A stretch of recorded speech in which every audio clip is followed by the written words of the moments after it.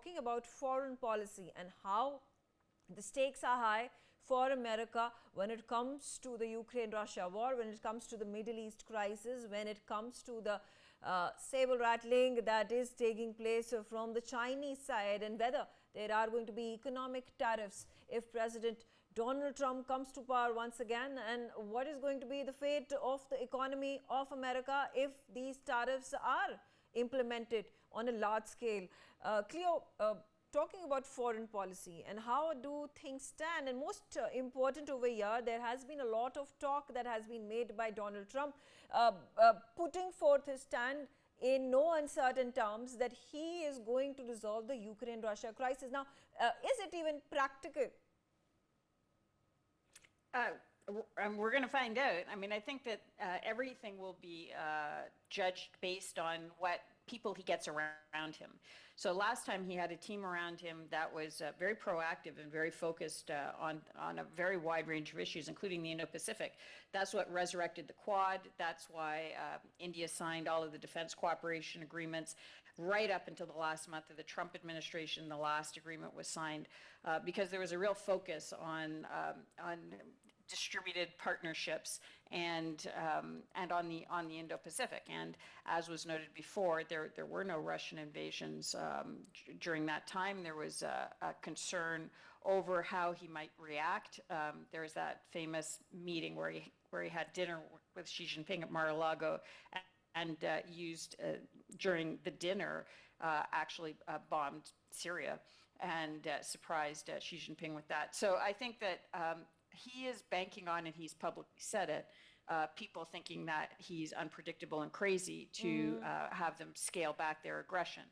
We'll see whether that's a strategy that works and what sort of advisors he has around him to deliver on the actual tactics that can produce the outcomes that he wants. Right, absolutely. And those photo ops with the Ukrainian president Zelensky did not go unnoticed, where former President Donald Trump was seen having a communique, having a dialogue with the Ukrainian president. Obviously, Zelensky is not in favor of having a dialogue with Russia.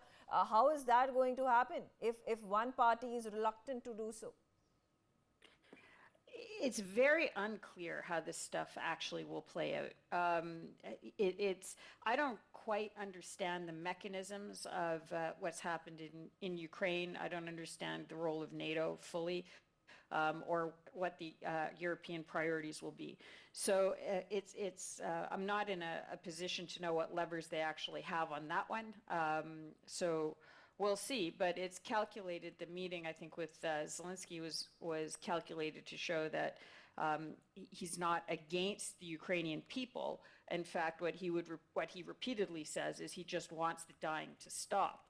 Now, whether that means that he'll push for a situation where there is land sacrificed for that, that seems to be the implication. But again, this is a decision. Ukraine is a sovereign nation, and it'll make its own decisions. But I think the question will be around what it'll be provided with in order to be able to continue its war, and whether it can without what's provided. That's the fundamental leverage. I'm going to again bring in Adrian into the conversation, talking about foreign policy. Again, let's start off with the Ukraine issue. And Donald Trump has said that there's already been funds that have been wasted in providing military assistance, and you talk about financial aid to Ukraine to fight the war in Russia, talking about Russia, who at this point of time has aligned with North Korea and Iran and China to fight this war. There has been military aid that has been pouring in from all these countries to support Russia. Do you think Donald Trump intervening in this matter, in this conflict, and somehow being able to successful, and I think that is going to be miraculous if that happens, is going to somehow take the step forward in building this axis that the world, and particularly the West, is very wary of? See, yeah, Trump has a problem of over-promising and under-delivering on some of these things. I mean, these are comments that are taken off the cuff. What I see, what I believe he sees, is that there really hasn't been a mission. There's been no end game. There's been no clear objectives that have been put into place. There's also been, it's been mission creep if you look in military terms. It's been at the outset of the war, hey, we've got planes here to get Zelensky out of the country so Putin can take it. Then it was all of a sudden, oh, he's going to stay and fight. We're going to help support him. But a lot of times it was us following the British in their lead. Now, governments change there, but still, the United States seems to just be giving them enough to stay in the war. And this has been a problem. And Putin can draw on enormous resources. And this ties back to the Islamic Republic, not using the snapback measurement at the UN, the arms embargo on the Islamic Republic. Now they're able to sell those ballistic missiles to Russia that are being used in that conflict to kill Ukrainians. So it's a circular firing squad that this administration has created. But Trump wants to create, he wants to, I would hope, figure out some type of way to find an end game to this that would work to Ukraine's benefit. He's not going to fold over for Putin. Okay, all right. Cleo, talking about the NATO alliance members, how have, they have been reacting on this subject. Germany, France, who at one point of time were vehemently against the sanctions that had been imposed by America on Russia, had over a period of time allied themselves with the Joe Biden administration in how foreign policy towards Russia is going to be. Do you think this is gradually going to change? Will they be able to change their mindset when President Donald Trump comes to power? You've been seeing in Europe a growing importance and influence of populist movements that are very much against what's going on in Ukraine or against getting involved in it. So that's become an electoral factor within European countries. And so I think the discussion has very much kind of shifted in the way that it has in the US on this issue. I'd be cautious, though, about describing this as isolationism. This is, in many cases, very specific to the situation in Ukraine. So you'll find people in the US, also in Europe, who don't like the direction that the involvement in Ukraine is going, but feel differently about Taiwan, for example. But there is the rise of the populist movements, electoral power within Europe is changing some of the tone, at least at the state level, at the national level, if not at the EU level, which is very much continuing along the pathway that existed before. Mm-hmm. And NATO also seems to be continuing along that same path, but it's coming up against, as we're seeing in the US, fragmented media and a strong populist movement. Adrian, what do you have to say in terms of the embargoes that is causing a lot of strife, financial losses, prices of oil, gas that has adversely impacted Europe? It is not America that is facing the brunt. And more particularly, do you think if Trump were to carry forward his foreign policy of ending the war, holding a dialogue between the Russian leaders and the Ukrainian president, do you think India will benefit from it? That's a kind of loaded question. I'll try to do my best to answer that. I don't know how. I think India will benefit from it if there's, it's close enough to home. And India, despite the relations with China right now, India, I think in the back of the mind, Modi knows that he's got to watch what China's doing. So with that respect. Now, with what's going on in Europe and the populist movements and what's happening there, and embargoes, and looking at the embargoes that have been placed, that's been one of the big problems about the United States working with Europe, whether it was Trump administration working with Europe or whether it was Biden working with Europe. They never could get on the same page. It would seem like one would be leading the other, and there was just and I think we're headed for that again, because there clearly is this rise in populist movements in countries such as Spain, countries such as France. You go across the map in Western Europe, those are the movements that want to peel away, that are, I hate to say this, more pro-Russian, but they're very isolationist. But you look at some of these individuals, Jean-Luc Mélenchon in France, for example, he's a socialist, he's a communist, and he's aligned with Putin and also the Islamic Republic. So it's this axis of, this axis of resistance, they call themselves, that the United States has had a hard time understanding that they triangulate in their foreign policy in working against us. We're fighting against three dragons and a bunch of snakes. And they can't be compartmentalized. They have to be dealt with in a holistic manner. And that's the problem. Coming back to you, Cleo, when the latest of the statements in the last of the rallies by Kamala Harris and Donald Trump, both these leaders have focused on foreign policy, but two different conflicts that are taking place. One in East Europe, which is Ukraine and Russia. The other one is focused on the Middle East crisis. And Kamala Harris has, emphasized on the Gaza-Israel conflict and spoken about how, if she comes to power, is going to resolve the Gazan crisis. On the other hand, Donald Trump has spoken about Ukraine and how he's going to end the war between Russia and Ukraine, bring them to the table. Do you think Kamala Harris has been playing to the galleries in wooing the Arab American vote, and how important an essential community is the Arabs living in America? Well, if she's trying to do that, she has a real problem, because, for example, one of the main Muslim mayors endorsed Donald Trump recently.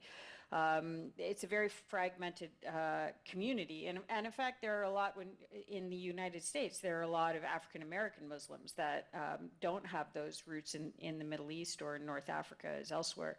So it's a complex, multifaceted society that I think some in the Democratic Party have reduced to a single issue, and that's been losing them support.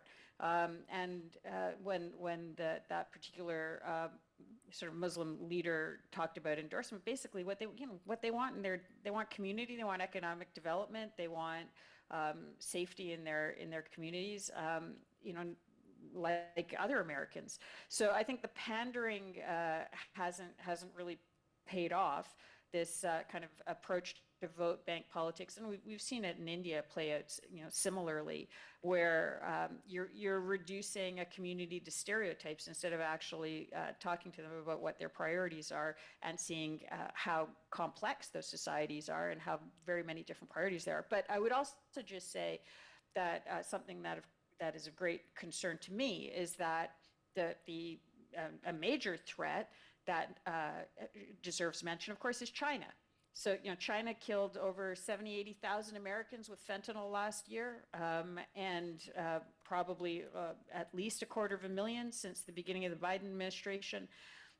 This is a very direct attempt to create chaos and devastation within families and communities across the U.S. The Chinese Communist Party subsidizes the production of the precursors to fentanyl and works with the Mexican cartels to launder the money and distribute it through the U.S.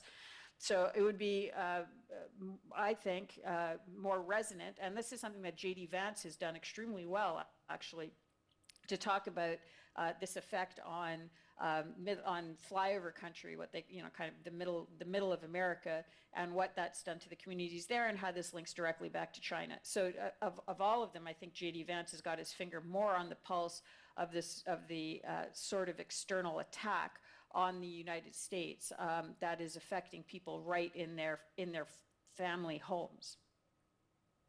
Okay, coming back to Adrian, and I'm going to focus on the Middle East crisis. And when Trump was in power, he has been able to make many strides. Abraham Accords and the negotiation he held was a step forward in normalization of ties in the Middle East between Israel and the Gulf nations. When you take a look at Iran, there were huge sanctions, embargo that had been imposed on Iran. Now that during Joe Biden administration had been overturned. Do you think on a larger scale, this has negatively impacted how the Middle East crisis has played out over the months? Absolutely. We look back 4 years from where we are now. We had the maximum pressure campaign in place. It was a combination. It was only for 2 years. People fail to remember that. It was only 2 years. It was 2018 to 2020. It was what you call smart power. It was using economic levers, sanctions that were targeted sanctions that went right after the regime. Those sanctions are still in place, mind you, okay? The problem is they are not being enforced. So the Biden administration and Harris will say, well, we put more sanctions on. There's more sanctions in place. They have not enforced them, to the point where 4 years ago, the Islamic Republic, which is the source of disruption in the Middle East, let there be no mistake about that when we look at Yemen, Syria, Iraq, Lebanon, Gaza, all these areas, they are the terror masters right there. And they have been able to grow their foreign currency reserves from $4 billion, which was at the end of the Trump administration, and over to $120 billion through illicit sales to China, another adversary. Okay. Again, dealing with it. Okay, all right. Dr. Ram S. Srivastava, he's a foreign affairs expert joining me on the telecast, talking about foreign affairs and India, United States diplomatic ties, strategic ties, and more particularly trade ties. How are they going to be impacted if either of the two candidates were to come to power? Yeah, it is not going to affect much. Either Kamala Harris is coming in the White House or Mr. Trump is returning back to the White House. In either case, India's position is very strong because India is a growing economy and US needs support of India, and not only in your marketing, but in the different other aspects. Geopolitical status is there. A majority of the Indian scale is working in the US. With that parameter, it's very clear that India is not going to be affected. Either the Trump is coming or Kamala Harris is coming, because we own our own status in the world economy. And not only this, geopolitically, our foreign policy is very, very calculated one and very effective, because at this time, Russia and Ukraine war, Israel and Iran conflict, that is all going on there. Even after that, entire world is suffering because of that, but India is still moving ahead because we are making equal political relations with Russia as well as America. So our policy is very clear. Our interest is first Indian interest, and we are always of the opinion to have all conflicts to be solved not on the battleground but on table with dialogue and diplomacy. This fundamental policy of our foreign policy is very, very effective, and it is giving a message to entire world that we should work for humanity, unity, and welfare of the human being. So in view of that, either Trump is coming or Kamala Harris is coming, it is not going to affect our national policy and interest. Thank you. All right. Dr. Srivastava, talking about India and US ties, who do you think is going to be a better fit when it comes to these diplomatic ties? While on the trade front, we have been excelling. We have excellent relations. There are a number of American companies who are collaborating with Indian entrepreneurs and Indian conglomerates. But at a certain level, America has also been questioning and raising unwarranted concerns, whether it is about freedom of press. They have spoken about how there are certain religious minorities who are being targeted And in India, now these claims are far from being true. Do you think if Trump were to come to power, things are going to change? Oh, not at all. The reason is very simple. Majority of these talks are from the social media or WhatsApp University. They are just misleading these facts.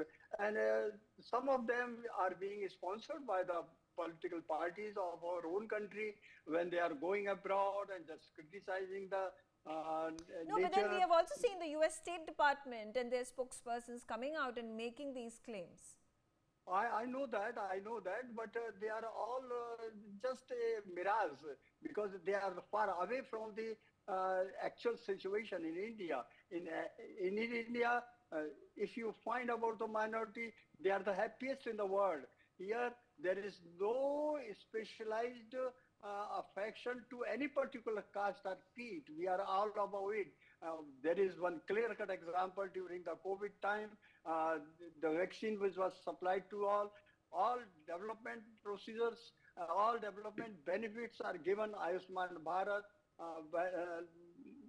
girls' protection in their education and their welfare. All these are given to each and everybody irrespective of the caste and creed or religion. Right. So this is all hypothetical, and it is meant only for the purpose of the political gain. And in India, it is the safest place in the world, Right. and we are going very fast. Within the last 10 years, whatever progress we have made, it is awful, wonderful, excellent. Okay. And everybody is realizing it. Okay. We are in the front feet of development, and we are taking support of each and everybody. And whatever these wrong informations are being spreaded by the politically motivated things, are those persons. Right. For more such videos, subscribe to the NewsX YouTube channel, hit the bell icon.